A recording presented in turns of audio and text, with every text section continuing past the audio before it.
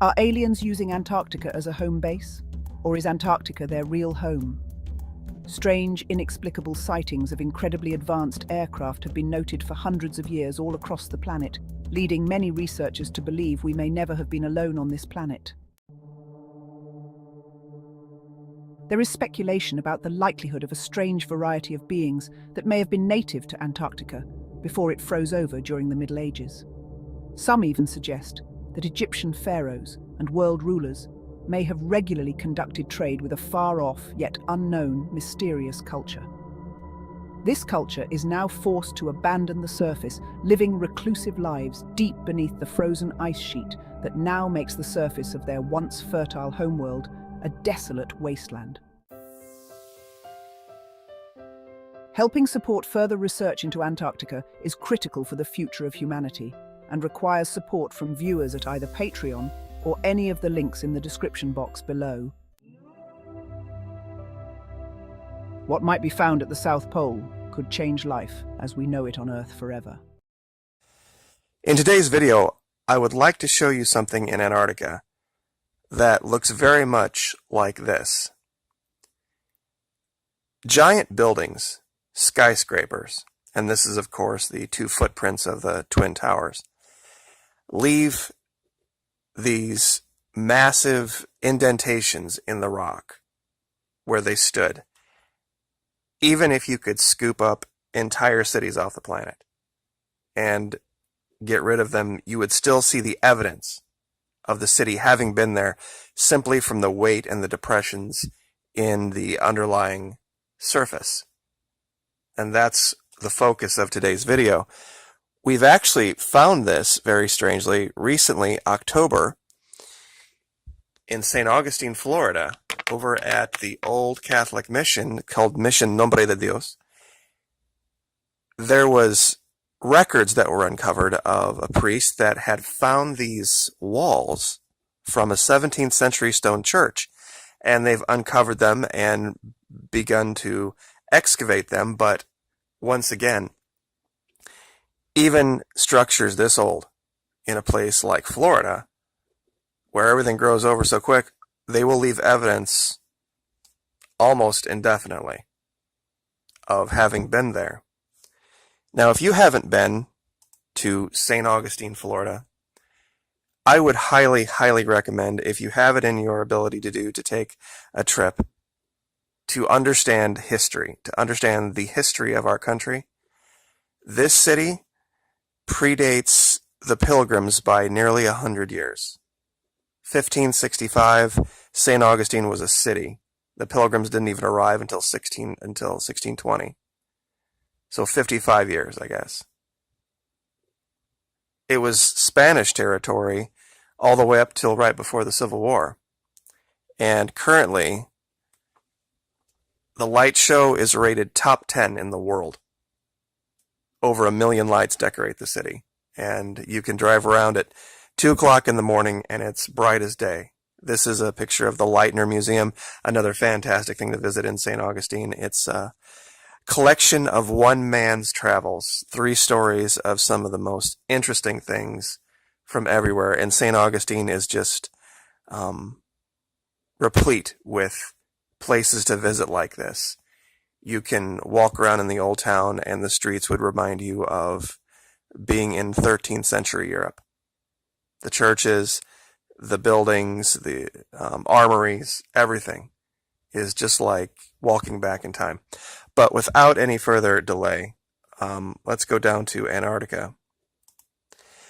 Now, where we're going to be today, just for reference, I always use this topographical map so we can look at the underlying ground first. We're actually going to be down here in the 5 o'clock region. We haven't been here before. There is this large mountain structure, and then just inland right here, there looks like what was a bay, and offshore there's some very shallow water. And I'm not sure what that is. I'm still looking into it. But let's go ahead and pull up Google Earth Pro. And we'll max out the screen here real quick. Give me 1 second. So down here, now I haven't, and you can see by the lack of the push pins, I haven't seen much, but what I found today is clearly footprints of what looks like a lost city. Now, I am in the 2012 historical layer.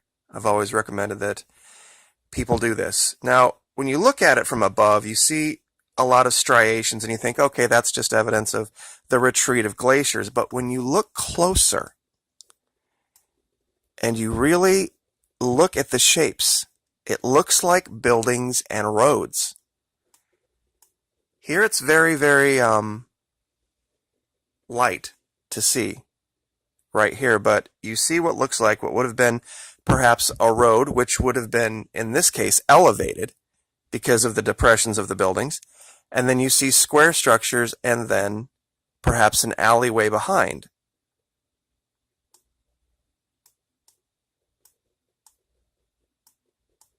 And when you look at this, and you can look through the destruction caused by the glaciers, you can start to see where buildings might have stood.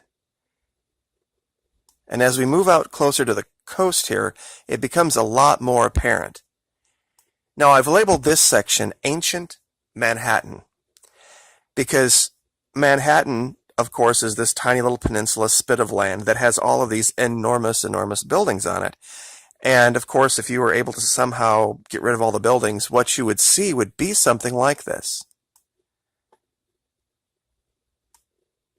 And you can clearly start to see, especially down here at the end, what look like roads and places where buildings would have been.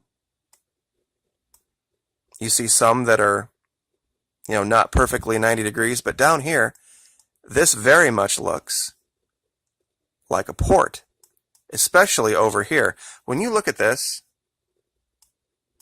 does this look like an artificial bay, like a natural bay? This looks like something you would see in any port city on the East Coast. It's deep water. It has a specific shape to it. It has a nice outlet to the sea. There's a couple of smaller ones over here that you can see that are a little less pronounced, but still very much there. Let's see if I can get rid of the screen moire a little bit. And like I said, I know it looks like just rock. It looks like just rocks, but the striations seem too neat. They seem too much in line to be random, especially as they change. Because you can see very clearly here a line. There's something very different here than is going on here. The Chinese have mastered the art of pulling sand up off of the seafloor out in the Spratly Islands and taking things that are existing, atolls, and improving upon them and making them into entire islands with runways and military. It's not out of the realm of possibility that these ancient peoples had this same ability to do this and maybe take something that wasn't useful and modify it to make it useful. And given this could have been thousands of years ago, this could be the remnants of it. Over here we see another one. This one's a little bit harder to make out, but once again, when you look at the shape, and I'm sure it's changed a great deal. And do pardon if you hear some noise in the background. I do have some maintenance work going on at the home today. But when you go to this region and you look at it with critical eye, you can start to see that there are clearly shapes that indicate there was a civilization here at one time.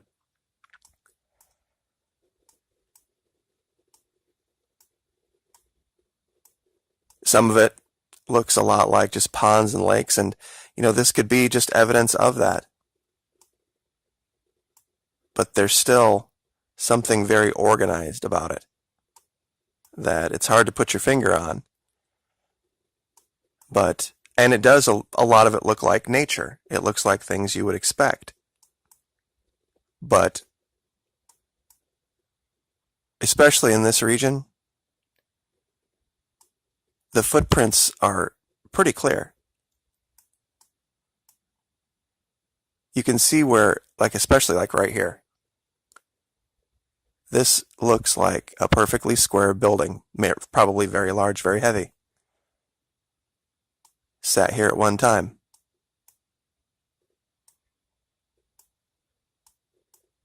And here, you can look even closer and see smaller ones.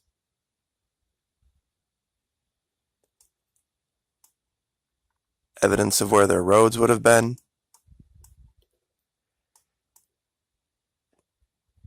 There is clearly a building here. Some larger structure here.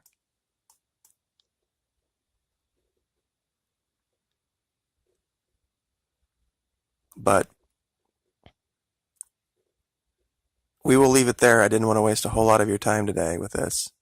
But it's just another piece of the puzzle. 5 o'clock on the clock, of course, as we use it for reference, 12 o'clock being up here by Argentina, 5 o'clock down here. And we see evidence of it in the real world in places like St. Augustine, Florida, and in Manhattan. So we'll leave it there. Thank you so much for your support. Like, share, subscribe. We'll see you next time. I'm sure you've heard the news. Ancient Antarctica is like a time capsule waiting to be unlocked. And you can be part of this journey. Beneath the ice lies a world of untold mysteries. Prehistoric landscapes, ancient ecosystems, even potential signs of early human life. But here's the catch. Uncovering these secrets requires cutting-edge technology and relentless research. That's where you come in. By pledging just $1 on Patreon or subscribing to our channel, you can support our mission to uncover the hidden past of this frozen continent. Every dollar helps us get closer to groundbreaking discoveries that could rewrite history. So, are you ready to be part of something epic? Click the link, join our community, and let's unravel the mysteries of ancient Antarctica together. Because every mystery solved brings us one step closer to understanding our own story. Subscribe now, and let's make history.